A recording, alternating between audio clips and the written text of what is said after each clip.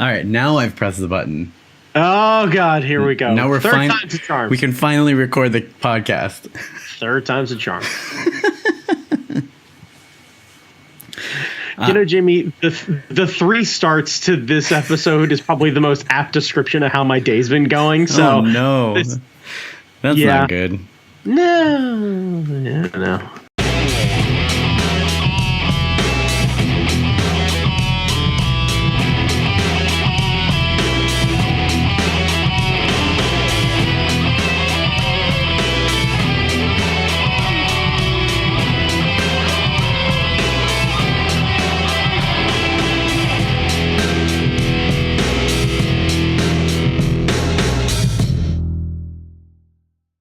All right. Well, it's been special shout out to potential future employers. I hope to be seeing you very soon. So, yeah.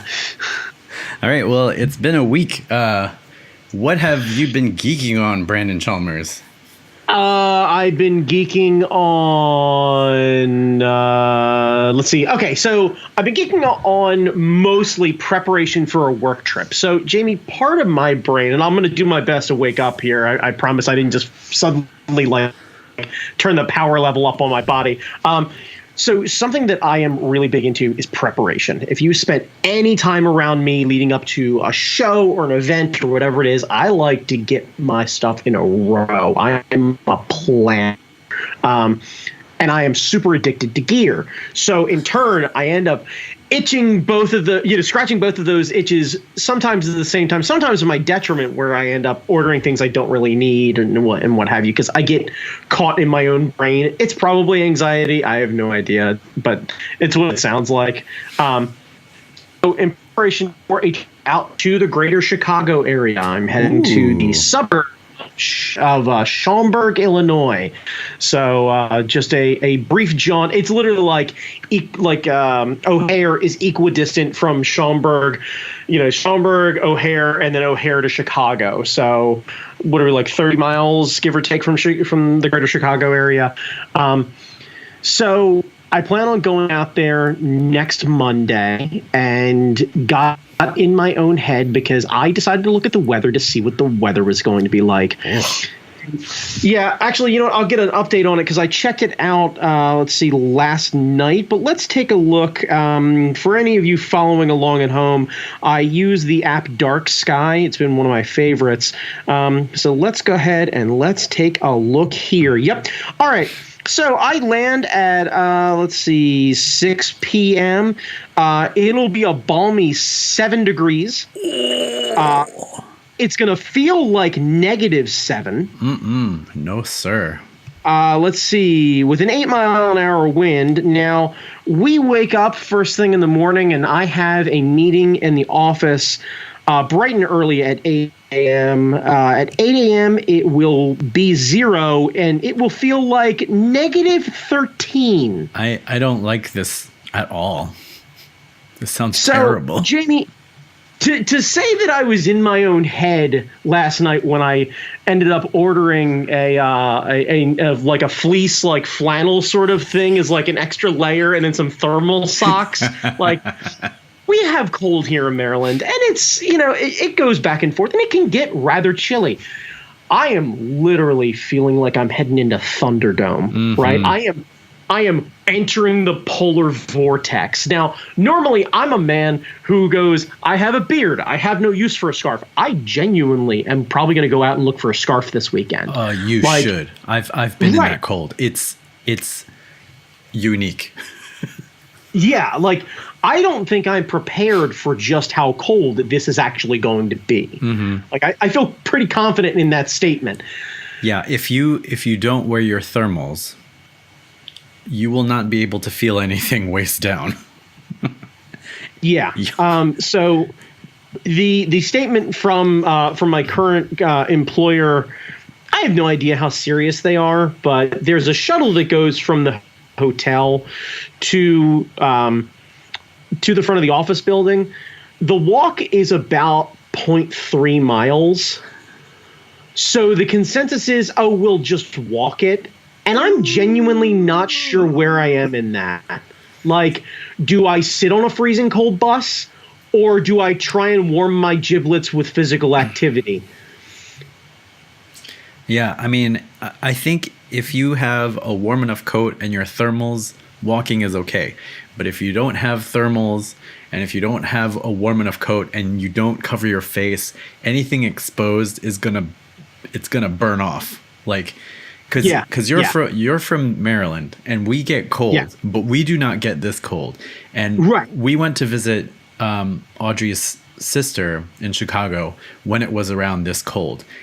And let me tell you, like, everything like, you wish your gloves had gloves.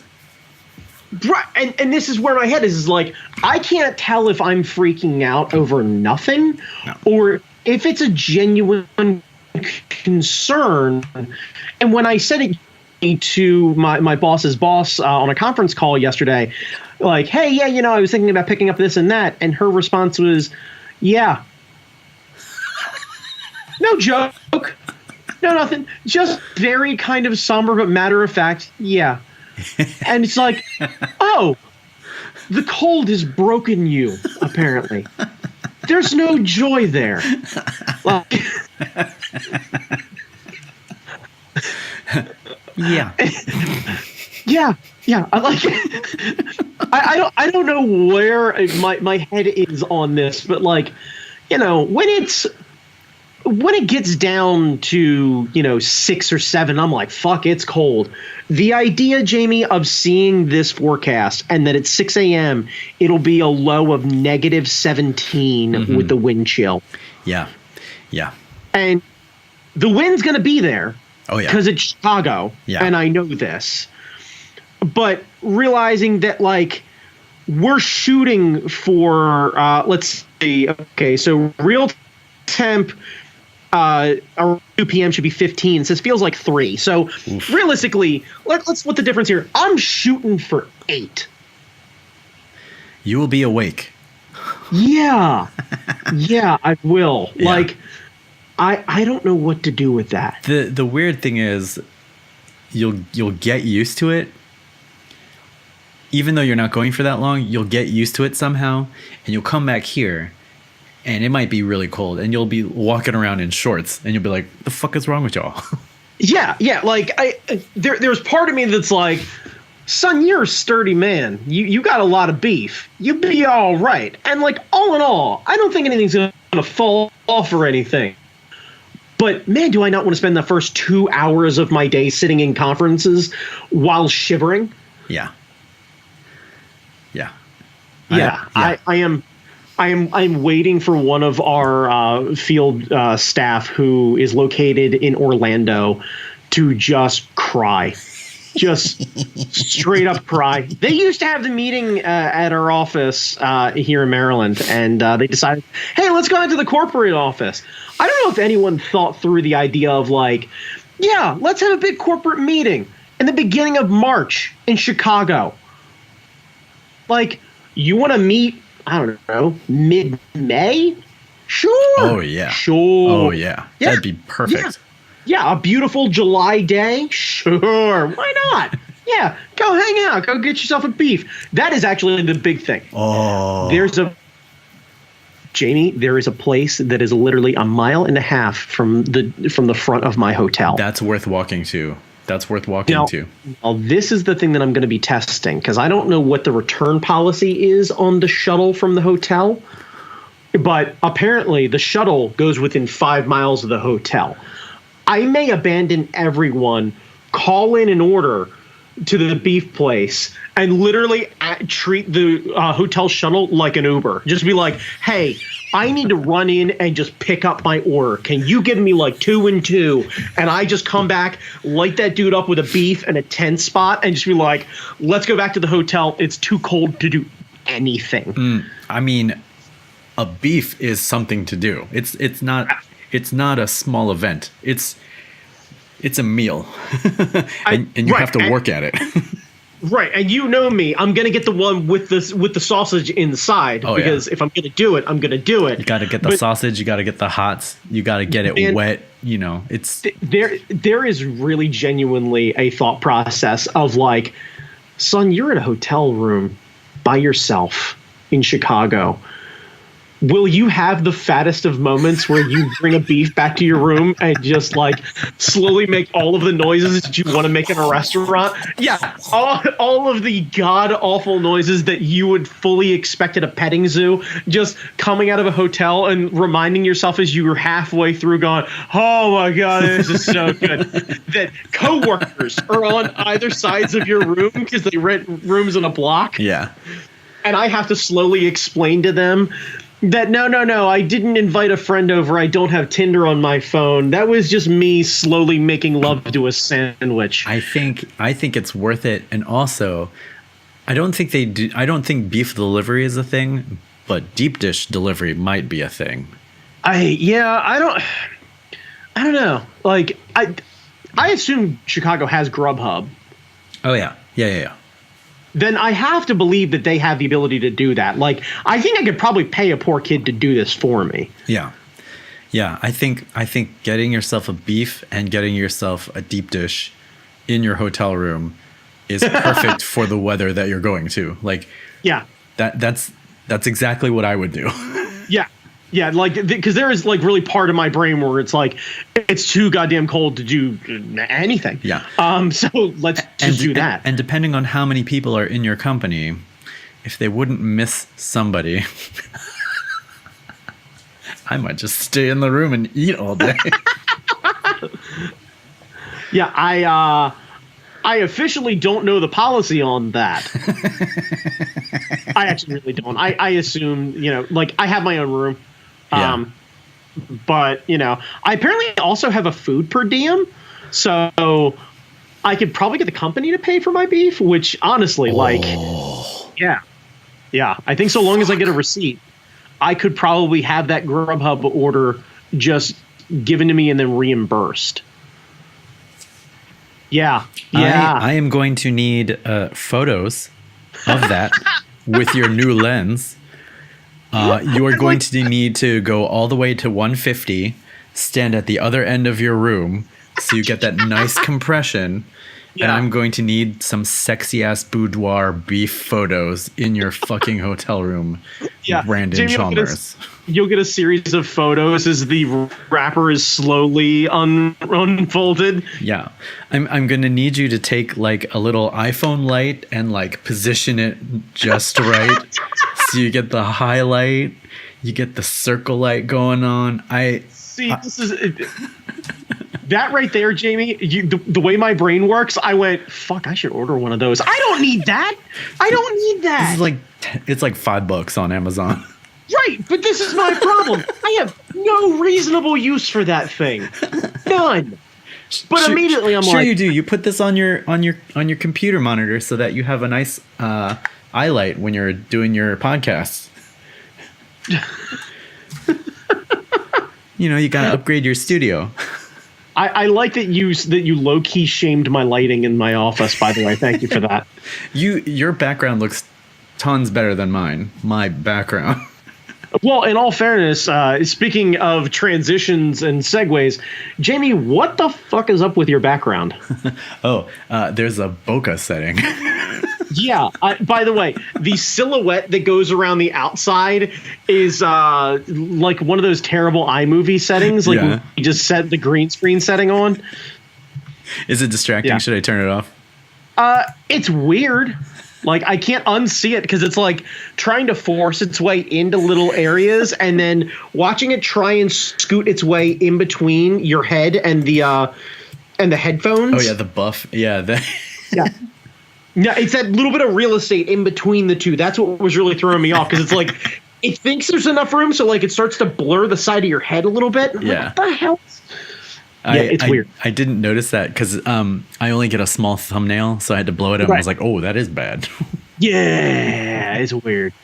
Yeah, it's the other way to do it is to start doing the podcast with the proper camera and get that shallow depth of field so you can get bokeh on everything.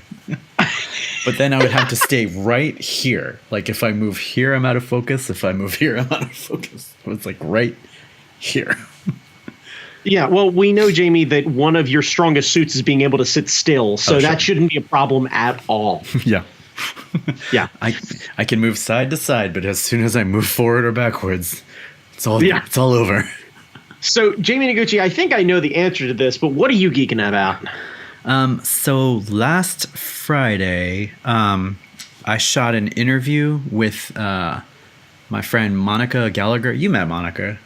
Yeah, of course I have. Yeah, she was at one of our she was in our very first Art Fight Idol competition. Yes. But yeah, she's a local cartoonist. She's been doing a whole bunch of stuff, and I just wanted to do an interview with her to kind of like ask her how she got started in the comics, how she does her comics, what projects she's working on, and what she hopes to work on in the future. Just kind of, I don't know, to kind of highlight my friends on my art vlog channel, which is slowly becoming my friends are doing cool shit. Like, these are all my friends doing awesome stuff. But I wanted to try like a traditional interview shoot, so I brought my shitty light kit that was not good for the thing. You mean that tap light? No, I have like a proper light kit with the oversized CFLs instead of actual light. I remember this. Yeah. I think we used this for something. I forget what. So the output is not. It wasn't as powerful as I wanted it. So I've had to do a lot of color correction and color grading in post. But I shot it on my D5100, which is an 8-year-old camera. But it does 1080p, 24 frames per second, so you can get that cinematic look, kind of. Okay. So, and I hacked the firmware, so now I can shoot longer than like 20 minutes. Because there was some EU tax law that prevented camera makers from allowing you to shoot longer than 20 minutes. Because if you shot if you recorded longer than 20 minutes, it changes the classification of the camera to like a video camera. To a video camera, so that the tax rates are different. So like all these cameras. Jesus Christ. Yeah, so like if you check on your camera, I think you could only record up to 20 minutes. Well, they got rid of that tax thing recently. So like the A6400 that just came out from Sony has no time limit on their video recording. Well, thank you, Brexit. Look at that. Yeah. Finally, something coming out. No, I'm kidding. Yeah. So I shot it with this 8-year-old piece of shit. As Jamie waves around a camera that's worlds nicer than most people have, just in general. The 5100, you could find it for like $100. Oh, really? Yeah, I mean, the body is cheap as shit these days. Like, it's 8 years old, so. Okay, right on. And then I used my prime lens, what is this? The 35 millimeter 1.8 Nikon. So it's the equivalent of like a 52 millimeter lens. So just stick it on sticks and move it back. So yeah, it was an interesting experience. I got to shoot B-roll of her drawing comics and stuff, and then Saturday was Be More Into Comics, which is like an indie comic show that Monica created to sort of be like an indie small show, one-day show, open to the public. We usually do it at a bar, but this Saturday we did it at Atomic Books Yes. Is it Hamden, Baltimore. Yes. So it's a great show. It's a nice chance for people to just, if they can't get into the bigger shows, or if they've never had an experience of tabling, they get a very low key, low pressure environment to just hang out, show off their stuff, maybe make a sale or two, and meet fellow creators in the area. So it's this nice little show. So I got to film her doing some signing stuff and selling things at that before she leaves to go to Texas. She's leaving for Texas. She's leaving to move to Austin. Wow. Yeah. So like March 10th, she's gone. So I was like, wait, I gotta interview you for my stupid vlog. She's like, okay, I'm leaving March 10th, so you got to do it soon. Is this the last Be More Into Comics then? No, fortunately, 2 other people in the group have kind of taken it over. Cool. So they're running it. So Be More is going to continue. And Okay. Me and Danielle told Monica, like, the first show you set up in Austin, we're going to come and we're going to do it we're going to do it with you. So even if it's just the 3 of us doing, like, Be More Into Austin or whatever it is, whatever the equivalent is, we're going to go. So, but yeah, it was a good learning experience for me. I need to shoot more B-roll, because my plan is to kind of do one of these a month, friends willing.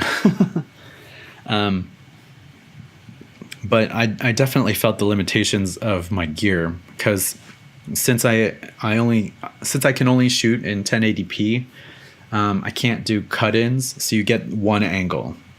In the interview. So to kind of compensate for that, you need to kind of fill it with other things like B-roll or images of comics going through and all that kind of stuff. So Gotcha. I'm doing a lot of post work. Ideally, I would either have a camera that can shoot in 4K so that I could punch in, if I wanted to change an angle. I don't necessarily have to change an angle, but I can zoom in. And since 4K has more information than my other camera, it'll look fine. Right. If I tried to do that with this, it would look like you just took the frame and stretched it out. Gotcha. It would Okay. look like ass. So 4K is like 3 times the resolution of what I got now. So that would allow me to punch in a little bit more. And then you could do the fancy shit where you move the frame so it looks like you're panning, but you're not, because there's some Diane Sawyer shit. Yeah, some Diane Sawyer stuff. Or get a 2-camera setup. And I guess these bodies are cheap enough that I could pick up another one and just stick it on sticks and run 2 cameras, which is a thought. But I kind of want to upgrade to 4K, because then I could shoot slow-mo and stuff. What's the realistic timeline of you picking up a 4K camera? I don't know. I figured I would bang this around for at least a year, to see what I like, to see if I still am interested in photography and videography. And if I'm still into it by next year, then I would start squirreling money away to kind of seriously figure out what gear that I want to upgrade to. I would suggest that if you're curious about it and you're committed to it, if the cost of getting another body and being able to have a second vantage point to be able to cut to is that important to you, and the cost is less than 10% of the total cost of the new camera, I think it's worth spending the money. For a second body? Yeah, for a second body. I mean, you could use another lens and just, have reaction shots where you could actually go back and forth in between you and the guest. Yeah, that's true. You could do it more traditional interview style where we could actually see the 2 of you. Yeah. I mean, the other idea would be, you could always do like GoPro or something like that, and then be able to turn it into more than just a single camera. Yeah, that's true. I have borrowed a friend's. I have multiple cameras here. But yeah, I've got a GoPro lying around here somewhere. Where did that go? Yeah, because that would probably be the best. Like, that's the thing I don't really understand is, like, if you're looking to do standard photos, I suppose I get it. But, like, I don't really – I know this is my inexperience talking, but I don't know what you would gain using a traditional camera as a video camera versus a GoPro or something like that, other than be really kind of focus and what have you, especially if you're going to do a stationary shot. Yeah, you get the blurry background, which – admittedly, you won't notice in this interview because I didn't stage it the right way. I think if I was going to do it again, and I'm hoping to do it again, get my interviewee like more in the middle of the living room so I could kind of frame a nice background and get that nice blur, so you get that subject isolation and the nice bokeh in the background and all that kind of stuff. Yeah. So, but yeah, that's mainly why I want to shoot with the a camera instead of a video camera, because a video camera, there's no depth of field. It's just everything's in focus. Yep. Real quick, am I noticing the peak design camera strap Why? mount. Why? Yes, you are Brandon Chalmers. Oh, goddamn Peak Design is so good. The the way these slot in and all that kind of stuff, and I've got it slinged so I can wear it over my shoulder. And then this is the quick release thing. So this you can put in the little button for the strap, and then just put it on the tripod, lock it in, lock it out, take it off, good to go, run and gun, shooting stuff. So yeah, I have as Jamie well knows, but the rest of you head to I think it's just peakdesign.com or just Google Peak Design. They do some really rad camera stuff. I picked up their like mount piece that actually clips to a bag, so I actually feed it through the strap of my backpack, clip it right in, and then I have access to my camera without having to go in my gear bag and everything. Yeah, like very very quickly on and off. Clips in, so you can hold it there. And if you're in a part of town where you're like a little worried about your camera or what have you, you can twist the small release button and it'll actually lock the camera on there. So even if they know how to release it, they press the button, it won't actually work. So you'll have an opportunity to keep any sort of thieves from grabbing the camera, right? You get a chance to throw some elbows. And you can keep your camera literally right in front of you if you're using a backpack. I've also used it with a Chrome messenger bag. It clips perfectly fine to that. And then your camera is just either like, and you can rotate it 360 degrees. Like you can mount the square any direction you want, so I can have it sometimes hanging along with the strap, or if I want to have it more traditionally, I can just literally clip it and it just kind of like creates almost an X on my chest, and actually have it right there at quick release. It's awesome. Unfortunately, we are not sponsored by Peak Design, but we use their gear and it is great.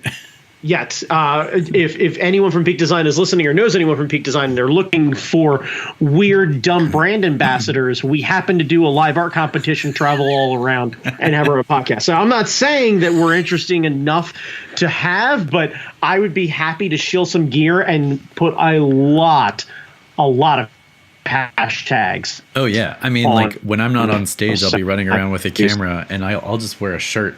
You know, I'll just wear a giant Peak Design flag on my back. Yeah, let's do that. Actually, you know what? Fuck it, Jamie. Let's just get me like a weird, like, what is it, a bandolero or something like that? Like I'll look like fucking camera Chewbacca. Like you can just mount me up.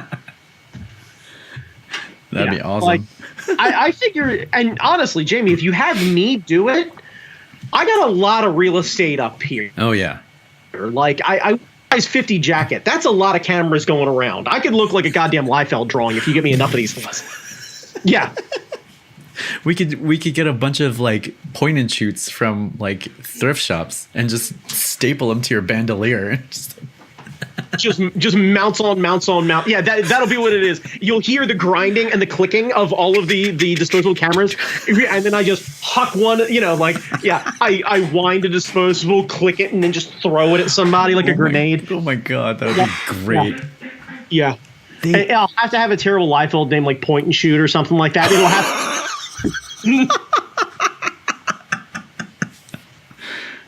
Brandon, I know you don't cosplay, but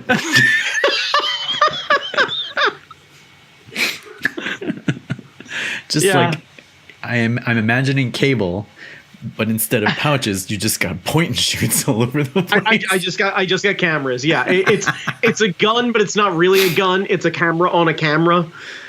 Yeah, I've got a scope on my lens that actually. You got that 500 millimeter Sigma thing that looks like a bazooka. Yeah. It looks like a Gatling gun. I just mount the thing up. Set it to sport mode. Click. F.95, motherfucker. Bunker in your face. I kind of need this to happen. Shit. Yeah, all I need to do is spend like 40 grand in camera gear, and I'll be like halfway there. Or I got foam, and we just draw logos on it. Like a true cosplayer, everything will be made of foam except for the one that actually works. Yeah, and that's part of the mystery. Like, if you see Brandon, you have to guess which one is the real one to get a selfie or something like that. Oh man, I love this idea. Point and shoot.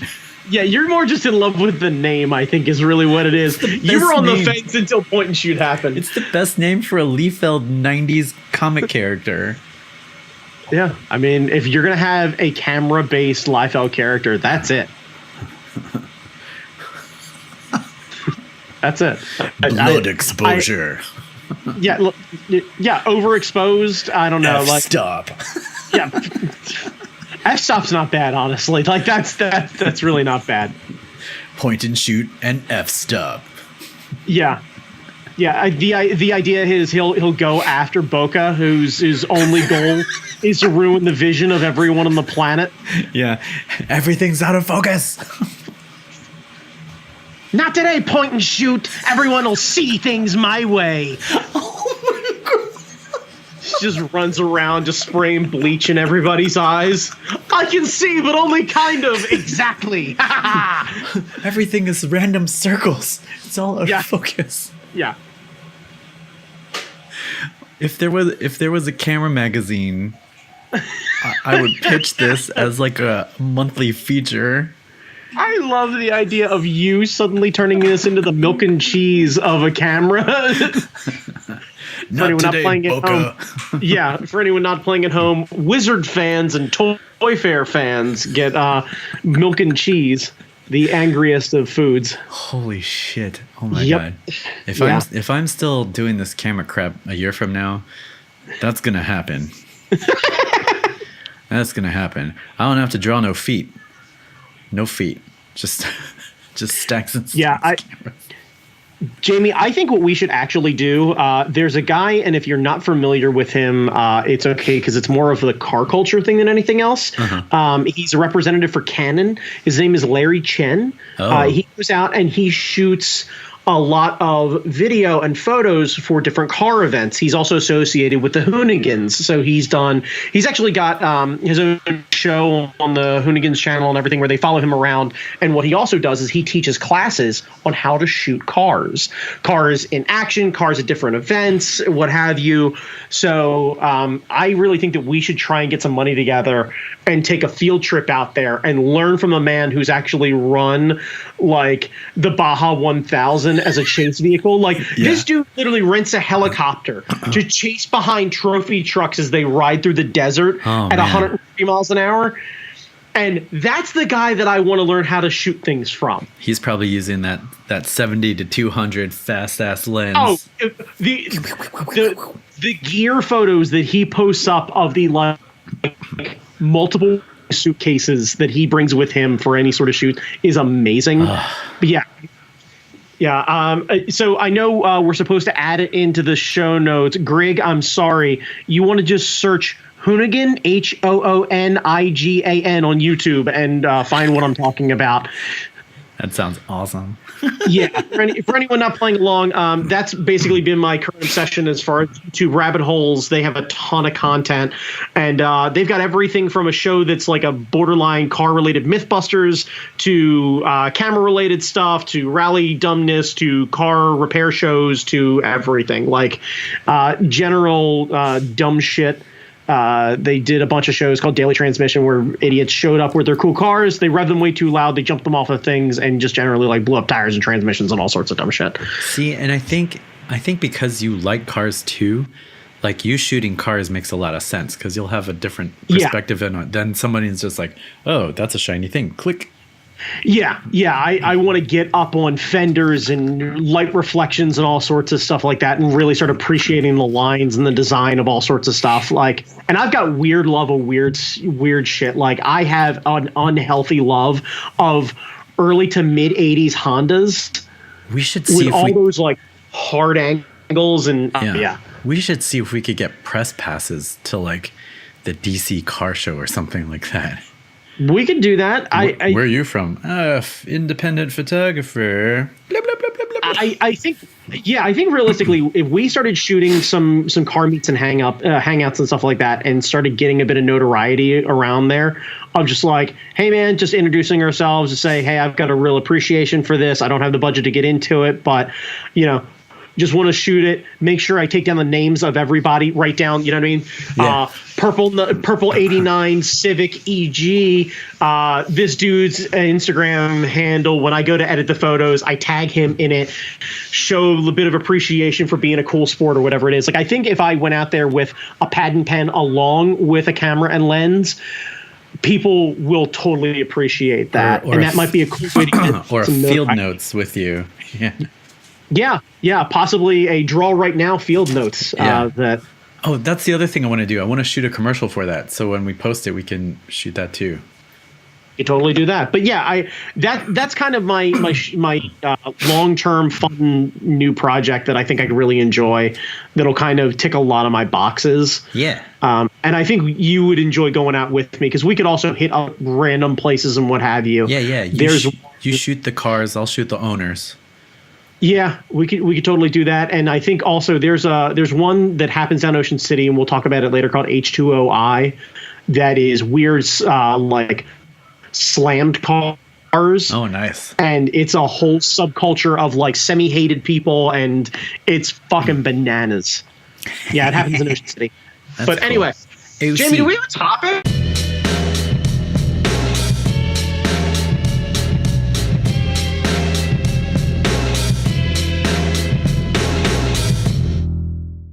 Do you want to record an apology, or do you want the two of us to record an apology for this? We'll cut it here, and we'll explain that we went down a terrible rabbit hole, and we can't unfuck it. Yeah, I failed you guys. I cannot unfuck the Chris Hemsworth Hulk Hogan thing. Yeah. We went on for about an hour for it, trying to figure out a way to spin it, to try and justify it, to try and find a way that we're okay with it, and nothing feels right. Yeah, it feels real bad. Shithead sucks. Yeah, it feels real bad all over. I don't want to bum you guys out for an hour. I apologize for that. We'll try and make it up for you for another fun episode. If there's something that you guys want to really talk about or whatever it is, please let us know. We'd like to dig into it. If you're interested in Jamie and I just BSing about wrestling, maybe we'll start cutting a bunch of different videos that won't be racist douchebag related. And oh God, maybe that'd be a thing we can get into. Yeah, I've never been so sad at the end of one of our discussions. I know. God damn. Oh, yeah, I don't want to dig into it because we're gonna really upset everybody. But yeah, guys, the end result is Jamie and I are super bummed that we couldn't seem to turn our way out of this one. And but it would be awesome if they did something about the American Dream. Do a Dusty Rhodes movie. A Dusty Rhodes movie.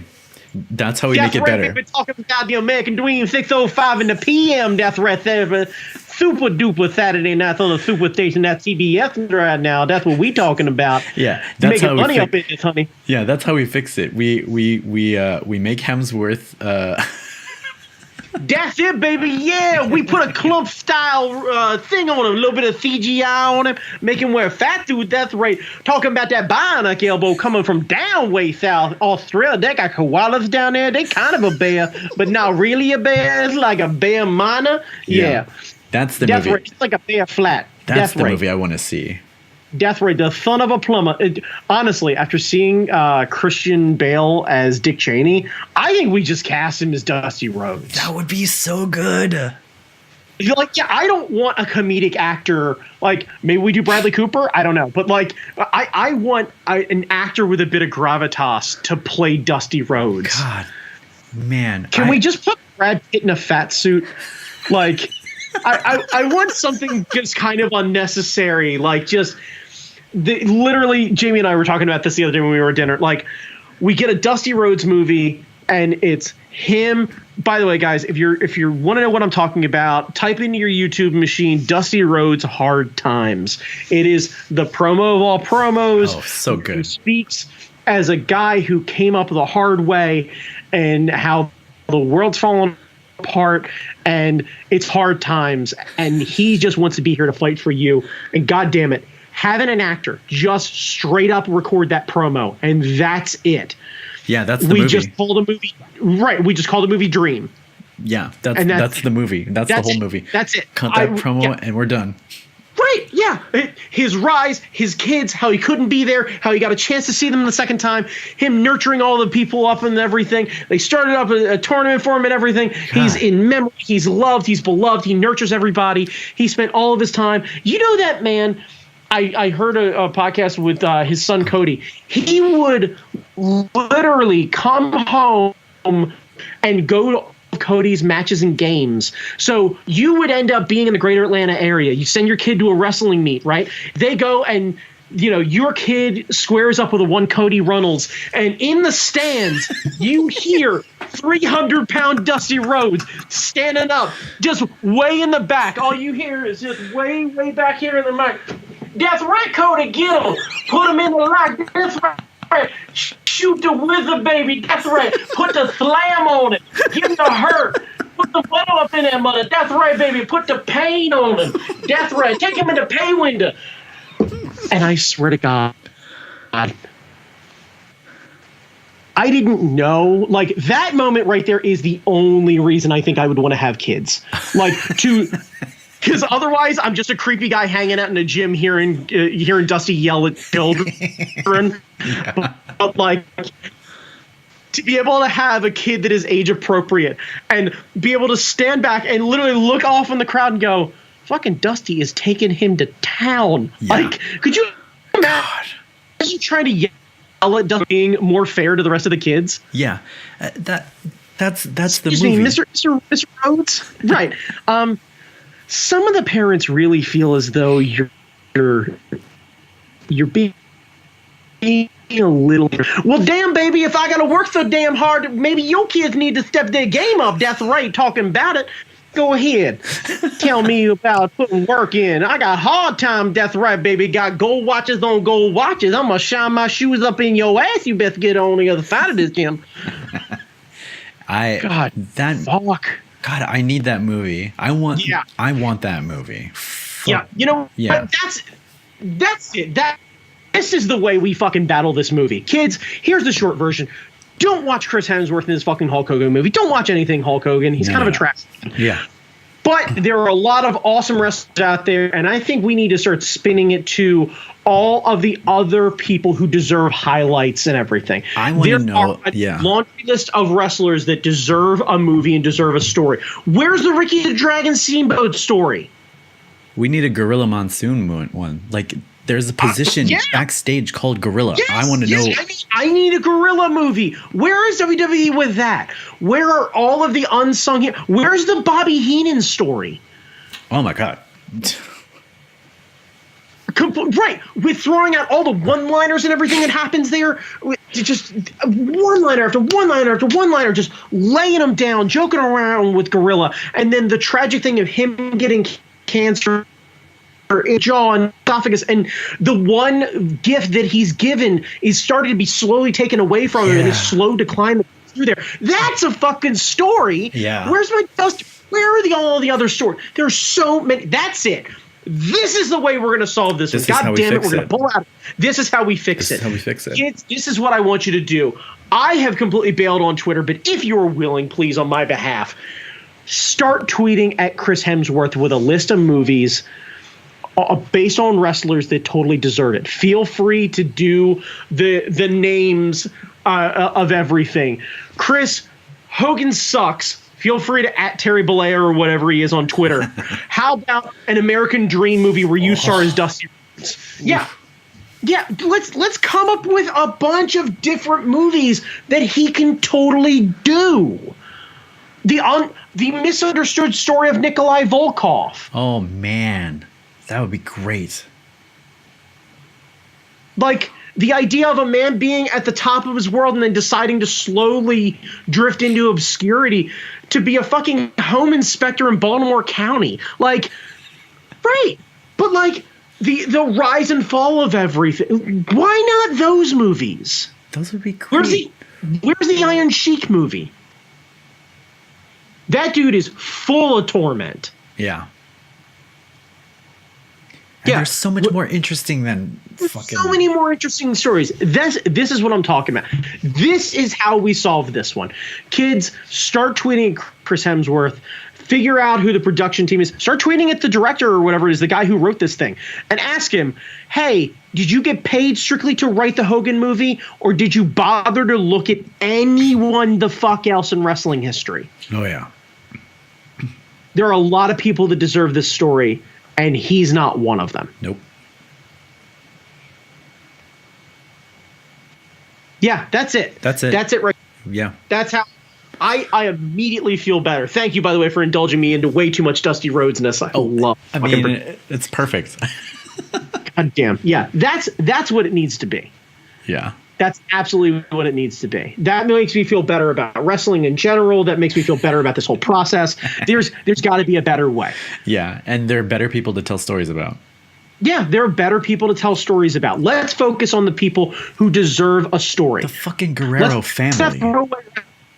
The entirety of the Guerrero family. Fuck it, just Eddie. Whoever. Let's get a lesser known actor to be able to play Guerrero. Let's get a different Guerrero to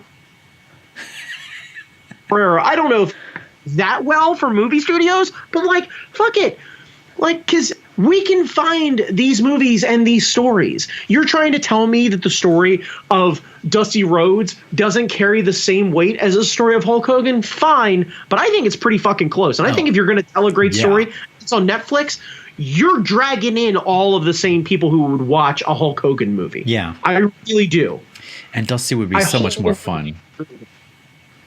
I say it again. They talked about it way back when on Chris Hardwick's podcast, Joe Manganiello starring as Randy Savage in the movie called Savage, and we cover everything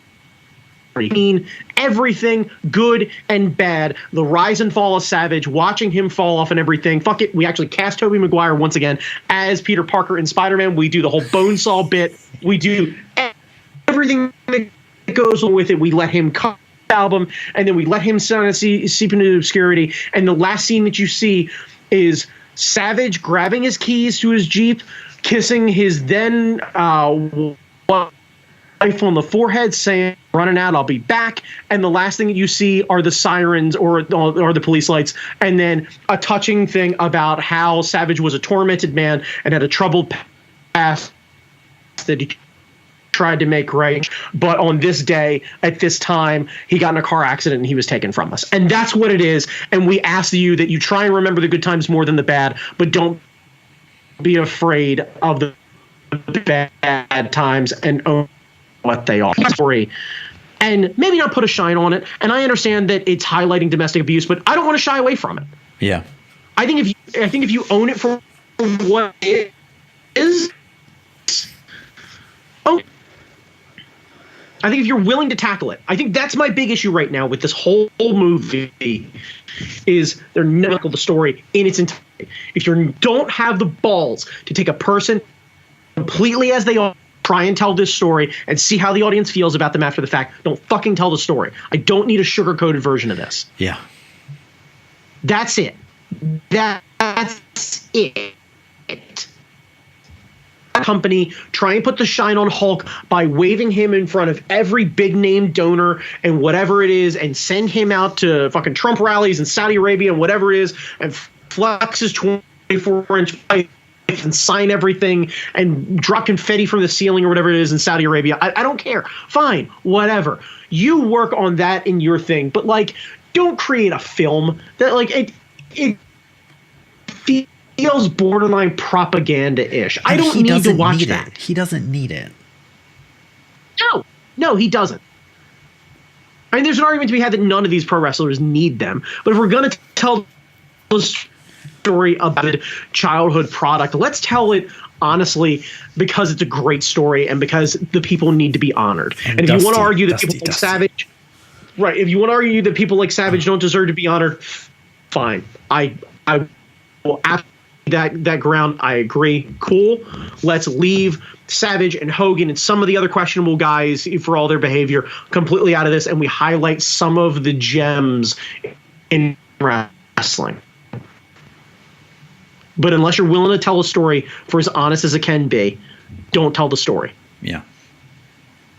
You know, this would be like doing an Ultimate Warrior story where we cut out, we almost do it where we cut out everything from when he left WWE in the 80s or 90s till like the like 6 or 7 months before he went on to the Hall of Fame and then died. Like we ignore everything in between. Like, man, where is Jesus between 13 and 33? Like knee deep in pussy. That's where Jesus was. But we're gonna ignore all of that. Yeah.